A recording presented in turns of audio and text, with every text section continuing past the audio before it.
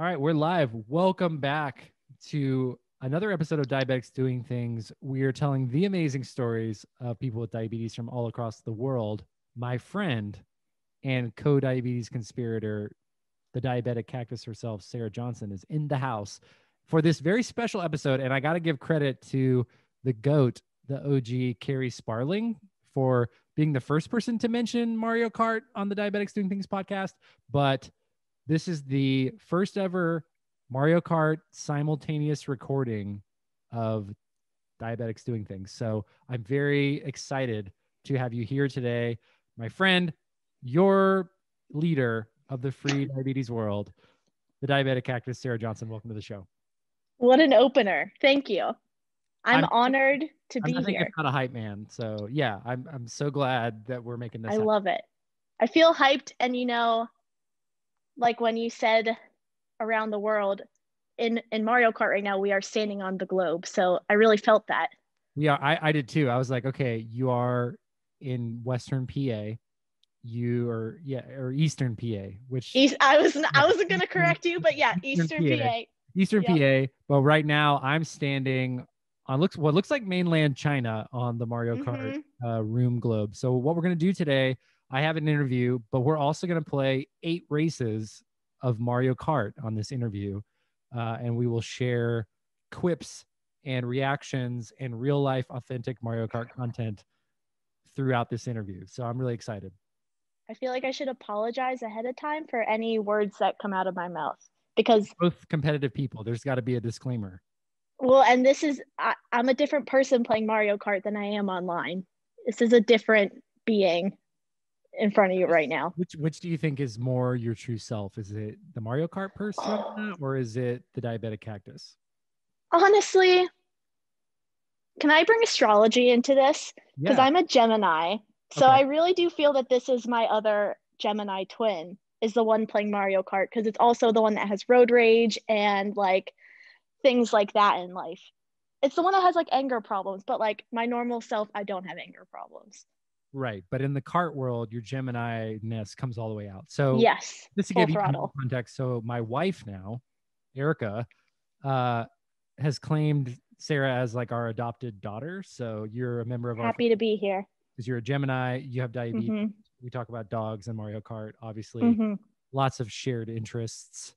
And, love of The Office, and we're going to talk about a lot of this. But as we're getting this room set up for Mario Kart, and we're like, let's first talk about your Mario Kart character. Is there any sort of sentimentality? Is that sentimentality? That's it? Yeah, for sure. With your character? I don't know. So no, really. Maybe I should preface it like this. I've gone on a Mario Kart unlocking spree, so I'm trying to play as much Mario Kart as I can, either by myself or with people, to therefore get enough points to unlock cool things like cars and characters and stuff like that. So I'm honestly kind of freeballing it in the character world. If I could pick what? You're a free agent. You're like open to all possibilities. I have no hangups, and I have no what's the word? Preferences. I think that's what I want to say. Let me just double check to make sure that our actual recording is recording here. Oh God. Good to check now rather than till later. Well, yep, that's right. Your audio is not recording for the first part of this. Oh no. I can pull it from the Zoom, but now I'm going to now I'm going to start it again. Now check. I'm tying my hair up higher for Mario Kart. Perfect. Okay, you're now recording into GarageBand, so we've got recording going everywhere. I'm glad I checked. Okay, so character-wise, for those who don't know, and most people don't listening to the pod, my senior year of college, one of my roommates got a Wii, and we had previously played my Nintendo 64 many, many hours of Super Smash Brothers, but one of my roommates got a Wii, and so we got Mario Kart Wii, and I think estimates show my senior year of college, we played about 60 hours of Mario Kart Wii per week. to where some of my roommates, I was by no means the best, probably like fourth best of a 5-person house. But and even then, like maybe I was fifth best. It was kind of a tough toss up sometimes. But my two of my roommates would like wake up early and like go down and train by themselves to try to get in on somebody later on. So it was I'm on kind of, your roommates levels. I no, think was if I. I can just interject, the most important word in there is best. So no matter what number you are, fifth best, sixth best, you're the best. Right. And If like we can just shed some light on you. at exactly, like I don't take that as a loss. It doesn't diminish my confidence. I can still step into Like the you are the best. one, right? As long as you know that, and like you're doing your best. And we'll probably talk a little bit about that as well. So anyway, my character is King Boo, and I ride a motorcycle. It's a sport And bike. if I can add in, I have some, I don't know if the word is sentiments, but I've been playing Luigi's Mansion all day where you're trying to get King Boo. So I have some feelings towards your character and they're not good. Which is totally understandable. I also now have Luigi's Mansion thanks to your influence. So you're now a gamer influencer. And, you know, I did not know that King Boo was actually a character in any of these games. I thought he was just this like great idea for a Mario Kart person. But now, you know, maybe I'll learn more about this person who I embody so much. You And can learn a lot from King Boo. Like you do have to turn your back on him in some of the games to draw him towards you. But gotta, then you, bam, gotta like sneak up on him. it's always like a, you know, very intellectual type approach. There's a life lesson in all Mario games, I think. Truly. And I think as we dig more into life lessons, let's get this race started so that we can Yes. be Okay. distracted by the game and talk about diabetes, because that is what, you know, I wish I was a Mario Kart influencer, but this podcast is for people with diabetes. So we're going to be talking I about think we're about to become that. It's in our future. That's true. Let's speak it into existence. But all right, so I'm going to hit start race. I put 8 races on, normal calm, no frantic items, regular items, I think. Yep. I'm going to hit yes. Let's do it. Okay, here's my spiel. Okay, so which I think is so funny. While your character is giving the spiel and like is very demonstrative with their hand motions, let's talk about you, the Diabetic Cactus. You are the Diabetic Cactus on Instagram and YouTube. Where did that name come from, and what made you start doing it?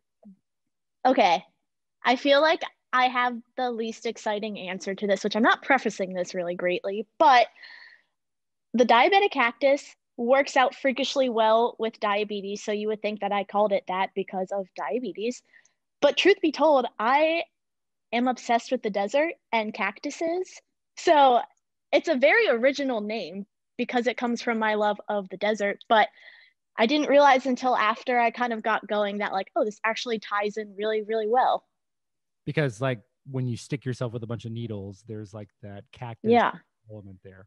Okay, it's like, don't be a prick. We are underway. Oh yeah, don't be a prick. I love like those shirts and that sentiment. We are underway at Excite Bike Arena is race 1 right now. So we are currently racing. So that's I'm really sorry I'm hitting you with it. Oh, I was gonna hit you with a red shell and someone else blocked you. Well, I also try to direct it into the mud because that's, you know, when you got it out the mud, you know, you got to make sure you know you're staying locked in. Oh, I got hit. So that's another reason why your cactus content is another reason why Erica and you vibe so well, is because she also loves to post cactus content. I think that when we met in 2018 at a Xeris keyholder collaboration event, which is the first time I think we met. Actually, no, that's not true. Oh yeah, that is not true. Met in Hershey at the Elegance at Hershey event that I was speaking at. Elegance. I love that. Shout out Joni Rich, who is a lovely woman who does so much for JDRF in Pennsylvania. And she invited me out there, and like they have this big car show, and we did like a little JDRF like PA chapters, did a little meetup early in the morning. And it was early. You drove from, let's not like call out where you live, but you drove from the place that you live. Yes, not terribly far. But there was like a group of you guys that drove. Some people drove like a long way. Yeah, some people drove from Pittsburgh, which is like 4 hours away. That's incredible. They were like Rob Howe hype fans. And like, I think at that point, still pretty early in the game of speaking things for me. So I did not know that people went that hard for diabetes, and Pennsylvania, they do. Yeah, we are a robust state in terms of diabetes. I think that's how I want to phrase that. Okay. I like, because like, Okay. as well, like stevia, Yeah. that stuff. Yeah. So what made you start sharing your life with diabetes on Instagram? Again, another kind of like cliche answer, and I wish I had something more dramatic to say, but actually maybe I do have something dramatic to say. Okay, this is gonna hype people up for my answer. Pretty much like I was in burnout for a really, really long time, like probably more than 5 years. Oh man, I just lost. Very close though. So I was in burnout for like 5 years, and just like one day, I don't even know how I like stumbled upon the diabetes hashtag on Instagram, but like I had just gotten a new pump because I was like, oh, whatever, I'll like deal with this, whatever. Like I'll just start dealing with it. That was my attitude towards it, which is pretty bad. But I was on the path to a good outlook on diabetes. But anyway, so I thought one night, I was like, I'll look up diabetes on Instagram and like see, I don't know. Again, I don't know how this happened, but I typed in the hashtag, I found some people, and I was like, oh my God, this is really cool. Like, why am I not doing this? So then literally, I think that night or the next day, I was like, okay, I'm gonna make an Instagram. Oh, we just both burned out. Wow, we both.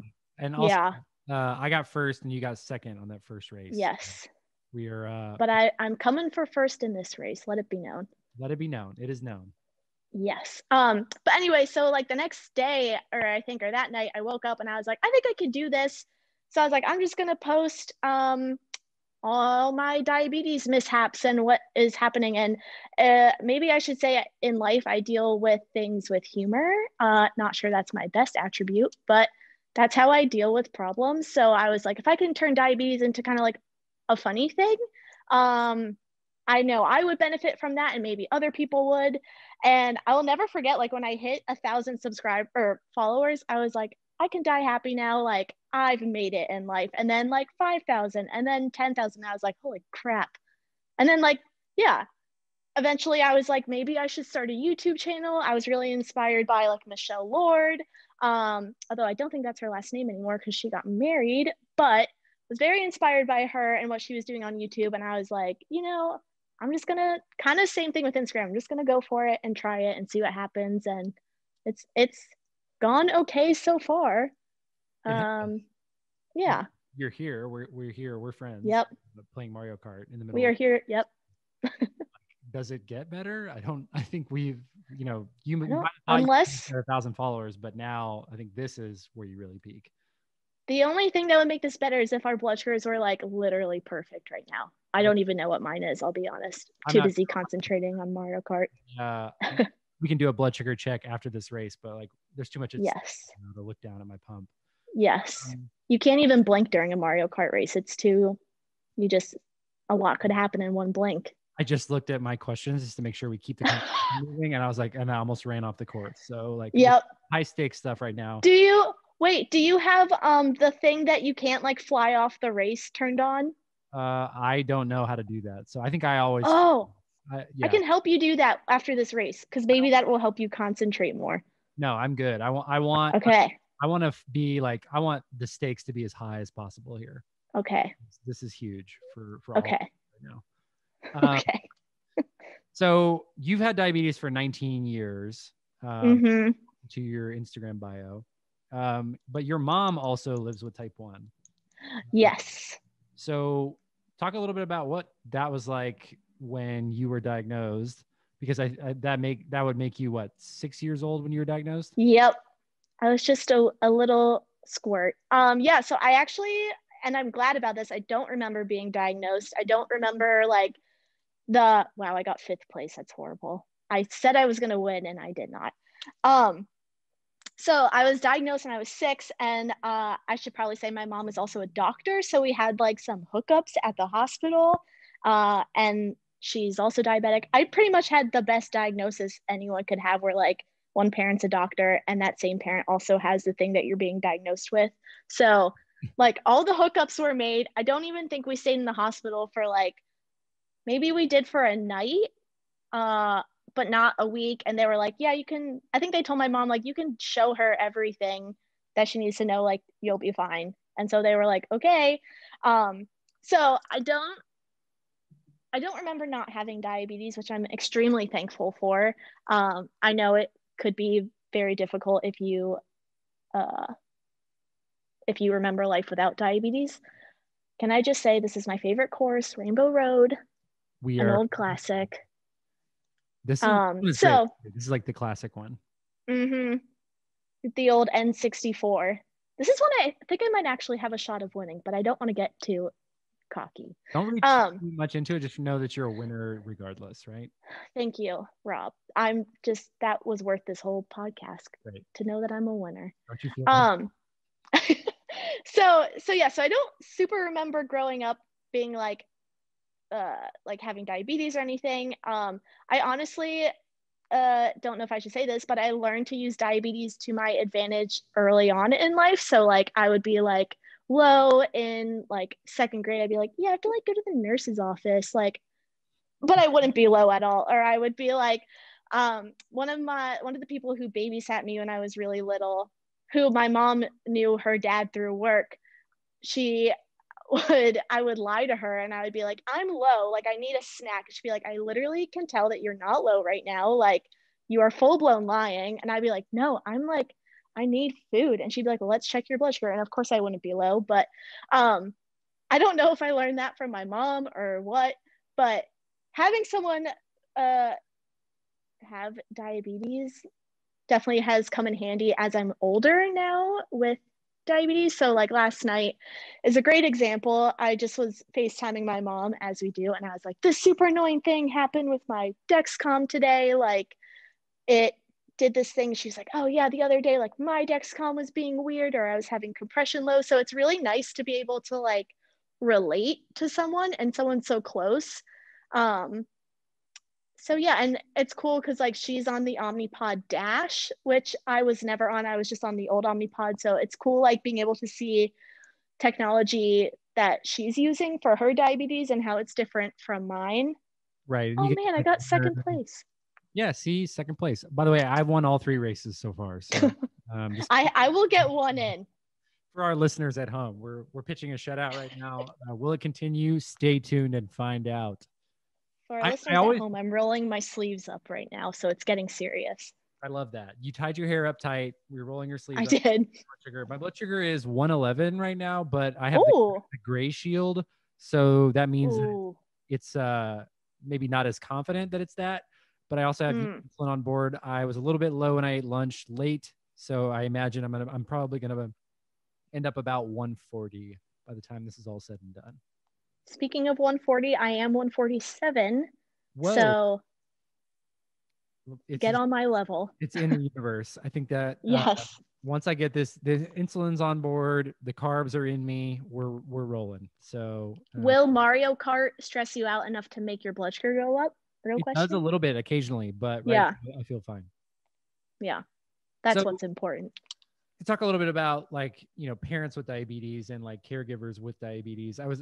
When I started the podcast, I had never met anyone whose parents had diabetes as well. And I found talking with people who had siblings or parents or other people or grandparents even, it's just kind of nice to have somebody that's your family who, cares about you, obviously, but also knows what you're going through and can have conversations about like compression lows and things like that with like you and your mom. I think that's adorable. Did you, as a kid, like, did she worry about you more, do you think? Or did she, or maybe even the opposite, like worry about you less and like know that you would be okay doing stuff? Yeah. So I actually freakishly know exactly what she would say to that question. When she was diagnosed with diabetes, the doctor told her mom, my grandmother, like, just let her be a kid. Like, it's not going to ruin her life. You just have to like let her still be a kid. And so she applied that same like knowledge to my diagnosis. And she was like, I'm not going to like super stress about it. I'm just going to let her be a kid. Now my dad, on the other hand, was the real worry wart, if you will. I don't know if that's just a Pennsylvania No, term, but he was the ubiquitous term. stressed one, I think. And yeah, my mom has like a pretty chill outlook on life, so I think she really was like pretty chill with worrying about me, and took what the doctor told her mom and applied it to now her being a mom of a type 1 diabetic. I think it's pretty cool, like, to see parents like different responses. I find it interesting. And like my dad, for example, had a really tough time reconciling the fact that there was nothing that they did wrong for me to get diabetes. Like, that really bothered him. There's no blame. Yeah. Like, he couldn't accept that it wasn't his fault somehow. Which I Aw. find really interesting. Is like an interesting, like, Yeah. I think it's almost like toxic masculinity. It's like, but an old view of like the provider, not, some sort of provider complex. And Yeah. I find that it's like sort of relatable to think of it that way. Yeah. Well, I think it can be so easy. This is maybe a weird way to say this, but it's like comforting to blame something on Yeah. something. So when you don't have that, it's like, what is there to comfort you about this? Right. You know? I think our greatest fears lie in anticipation. Sorry, I butchered that. Mm-hmm. But like, meaning if we are worried about something happening, that's, where we fear the most. But then also, kind of like with COVID, like fighting an invisible enemy is very difficult. Yeah. Diabetes is sort of that way, in a lot of And ways. I feel like you can apply, a lot of people say like, don't let diabetes hold you back in life. And you can apply that to like COVID safely. Should I have said that? Okay, this is a perfect. Let's not address it. Let's keep moving, because Okay. Yeah. this is I don't, a perfect transition. I can't believe this is unplanned. Obviously, like, be safe. But you like bring an unfiltered, comedic, very fun, light life with diabetes to Instagram and YouTube. What's something about putting your life with diabetes out there that most people don't realize is a part of it? Like, what's something, not necessarily like a bad thing, but what's something that most people would look at you with your like 21,000 followers and be like, wow, her life must be perfect. This is amazing. What's something that most people don't see about living that kind of life? so as much as I like live my life in the fast lane, if you will, and I feel like that was the appropriate thing to say as we're playing Mario Kart. Yep, Um, 100%. I think it's important to keep some parts of your life private. So I don't talk, I have a full-time job, 40 hours a week, that I do not speak of on Instagram, because I think it's so important to like almost have boundaries up for stuff like that. So I keep things separate. I don't, people ask me all the time, what do you do? Like, what company do you work for? How do you do your job? And I politely tell them that I'm not going to tell them that, like, I'm not, like, that's private to me.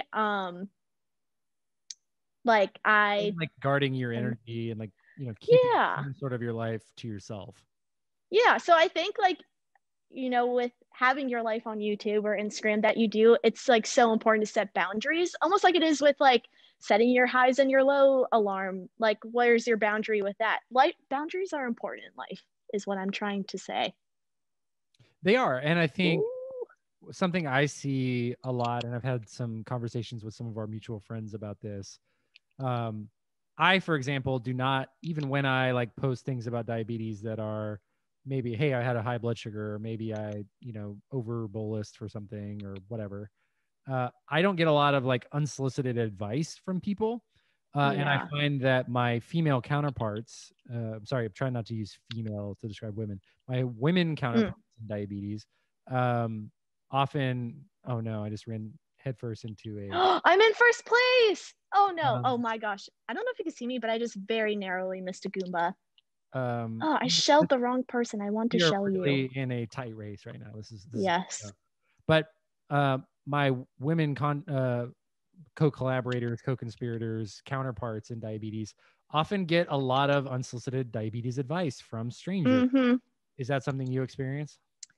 Absolutely. I especially starting Trulicity, people have so many times said like, you're not supposed to take that. Like, what? And it's like, well, I didn't just one day wake up and decide like I'm going to take Trulicity today. Like I talked to my doctor, we came up with a plan.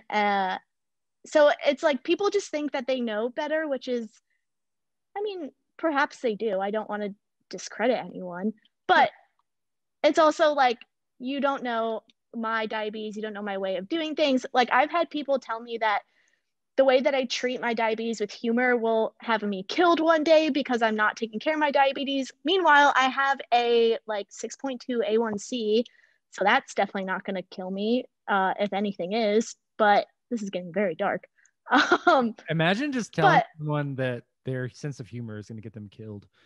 yeah, and I'm like, well, okay. I had this whole snarky thing that I wanted to come back to them with, but I tried to come out on top and didn't even respond. But it just was like one of those things that's like, what? Why are you spending your energy telling me this? Like, don't you have other things to do? Right. I think So, it's interesting, and I'm trying to raise more conversations about the inequity that women face when they share intimate details of their life that mhm. I get to skate on because I'm a man. Yeah. I mean, and I've also had people like looking for my address to send gifts, and it's like, again, where's the boundary? Like I thought I said it, but people, the other reason was setting a boundary is like having people respect it. And that's like definitely difficult when you project yourself online. It Did we is. play Cloud Top Cruise already? I'm just going to interject really quick. No, I we don't think didn't. we did. But I was going to say someone else who needs respect is Wario. Desperately Ugh. hoping that we get Wario Mount I Wario. know that's like, We got the cloud course. we got my favorite course, So which the Wario course is your favorite, right? it is, Because yeah. I have it's to. not the same. Although the Yoshi course we just played is an all time fave. It's a good Uh, one. it's from N64. A great course. Um, Mm. before we move on from Trulicity, I think that's a question, or that's something obviously a lot of people with type 2 diabetes have questions on, but also people with type 1. There's been a lot of studies and a lot of conversations about who it's for, et cetera. Can you just talk a little bit about, the conversations that you and your doctor had about why you started taking it and how you feel about it, if you're comfortable? Yeah, for sure. So I started, I've actually have been kind of like scheming to start Trulicity for a while. So I knew it wouldn't be like an overnight, like, hey, I want to start Trulicity. Can I do it? And they would be like, for sure. So I met with my PA and I kind of brought it up to her. And maybe I should preface this by saying the whole reason I want to take Trulicity is because, wow, I just got hit with two lightning bolts.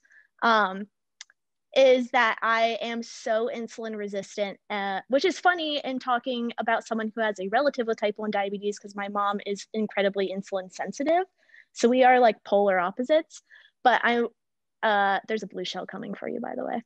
Oh, wow. I You should know that am blue pretty, shell only come for people who are in first. So just remember. oh, I'm sorry. I assumed you were in first because you're that good at Mario Kart. I wasn't. You Sorry. dodged a bullet. I'm being. Um, Uh, no, it's okay. But so I was really insulin resistant. Like I was taking, including with my basal, like 90 units of insulin a day, or my long acting insulin. Um, I was getting frustrated basically as I was like, I'm taking so much insulin. My blood sugars were good, but it's like a normal person shouldn't take that much insulin. Well, and I shouldn't say that because everyone's different, but for you, that was too. I, yeah. And I was like, I just am constantly sticking myself because I'm on pens. And I was like, this is just annoying. So I had talked to my PA because I see a PA and an endo. And I said to her, like, hey, I also have been having trouble like losing weight. Not that that's like my main priority in taking Trulicity, but it just is a factor. So I was like, I'm having trouble losing weight and I'm taking like a ton of insulin during the day. And she was like, yeah, we can talk about Trulicity, but like you should see a nutritionist first. So I saw a nutritionist, which was fun. It actually ended up being like someone who used to live down the street from me. So it was very nostalgic. Your neighbor nutritionist. Yes, exactly. So it was actually really fun because it was in the middle of the pandemic and it was on Zoom and I just popped on and I was like, hey. And she was like, oh my God, hi. So that was very fun. But I saw a nutritionist, and that didn't really answer any of my questions or problems. So I then saw my endo, and I was like, I already kind of started the conversation with the PA about Trulicity, like, what are your thoughts on it? And he was like, I have other patients who are on it, and I think you should try it and see what happens. And I've gotten incredibly great results thus far. Though I do have like a weird reaction to it, which such is life. So I might change the medicine, but I think I'm still gonna end up taking, I think that it's do you know what the word is? A GLP-1 or 2? SGLT2 inhibitor? Yeah. Right? Yeah. So I think I'm gonna end up taking another one, but still staying on one of those. So all that to say, it is typically a type 2 drug, but I know endos prescribe it to their type 1 patients. Yeah, that is a great explanation of it, I think. Even though we Yeah. don't, it's SLG2, I think that's what it is. SLG2 Yeah. inhibitor. And there's other brand names like you mentioned. Yeah. Okay, you're Oh, Baby Park. We're in Baby Sorry. Park, which I picked, but I don't know if that was a good idea or not. This is the seventh race, and there's 7 laps in this, so it really lines up nice. That's nice. I love that synchronicity. I also, just to keep our viewers informed, I have won every race, so I'm pitching a show in 7 races. So I think I typically lose this course. So okay. Yeah. Oh yeah, this is the really short laps one. Okay, I like this one. I'm in first place. Let the people know. I'm in second. Okay. I was in first place for 2.5 seconds. Shell. This one is chaotic because it's. Did you just hit me with a shell? I just hit you. I'm sorry. Rob. Oh my gosh, I got hit by another one. One thing everyone should know is, like, I will betray my closest friends in Kart. He will come for you. Why am I? There are people in front of me, it seems, but I'm like still in. There's a lot. It's because they're still on a lap, on the lap that. I've lapped this them, isn't gonna basically. Yes. Yeah. Okay. Good. Thank you. Now I've got that down. So you are calling me right now on an iPad, what some people might call an IPP, an iPad Pro. Talk to me about iPads. You and I both attend the Church of iPad. We're believers in the iPad, washed in the salvation of the iPad. Why is that such a weird thing that we like? Well, the IPP, I feel horribly weird saying that out loud. You know me. Better in text. Much better in text. Yeah. No. It's just a great piece of technology. Like, you got the pencil, you got the floating keyboard. I lost this race. You got first place, as you do. It's just like, it's so great. Typically what I do, with Mario Kart is I set up the iPad Pro, group FaceTime a couple people, and we all play Mario Kart together. And it's so great in COVID because you feel closest to the people that you're farthest from. Wow.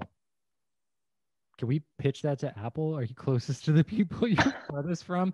So I will also say, I think I stunned myself. I had nothing to say based on what I said. From that was incredible. My brain computed, and then it was done.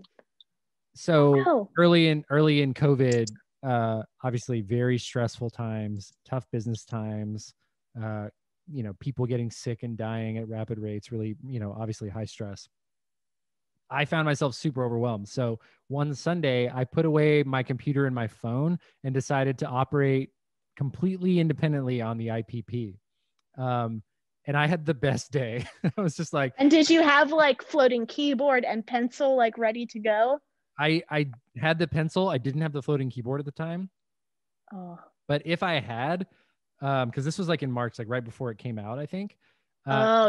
If I had it probably would have been even better. But I just remember it felt like a vacation. I was like watching shows, returning important texts, checking the tweets. You can just do so much. You can have like multiple apps open at one time. Now, I do think it's important to say that the 12.9-inch is superior. Correct. Yeah. Like Which you we need as much screen as you can get. and it's basically just like a big piece of glass that sits in your lap and has an amazing crystal clear picture.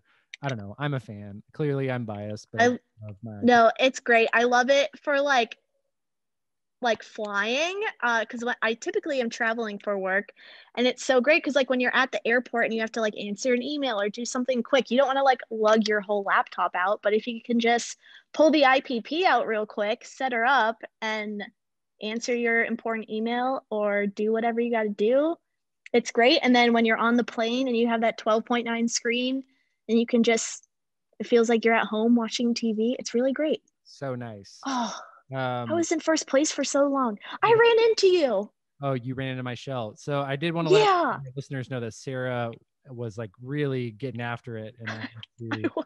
put a lot of. And I was about to say something about it too, and then boom, you like came up from behind me and took me out, literally. Far. So I know you travel a lot for work. I also used to travel. This is the longest I haven't been on a flight in.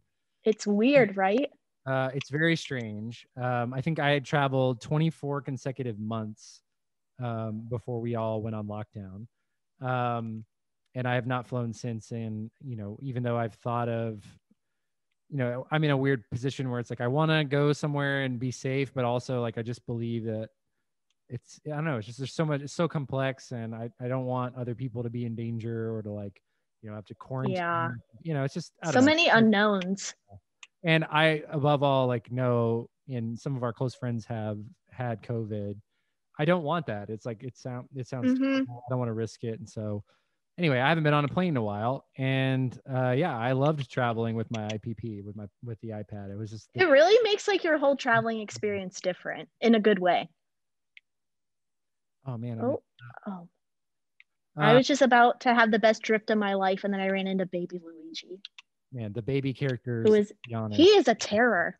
They're okay, I got second place. I'm moving up. Oh, this is the last race. I think that was the last one. I did want to say to our listeners that I did shut out, that I did win first every single time. So, there's my gold trophy. And do your videos have like, or your podcasts have thumbnails? Because you could take a picture of you with the crown on and make it the thumbnail if you have them. If not, people will just have to imagine a gold crown on your head. Well, I did just take a little capture. I don't really know how the Switch like camera thing works, but I am gonna, there I am. Capture taken. Can I ask how, like, which Switch mode are you in? Or do you have it propped up on a table? Is it docked and on your TV, handheld mode? So I'm in my office right now, which if you're watching on video, you can see. So I'm, Erica got me these nifty controllers last holiday. So I have it propped up on my desk next to my computer, and I'm using one of the controllers so I can shake, get my boosts and stuff. Oh yeah. I don't steer. I'm not quite. I can't. But that is the next phase, I think. We take a step forward.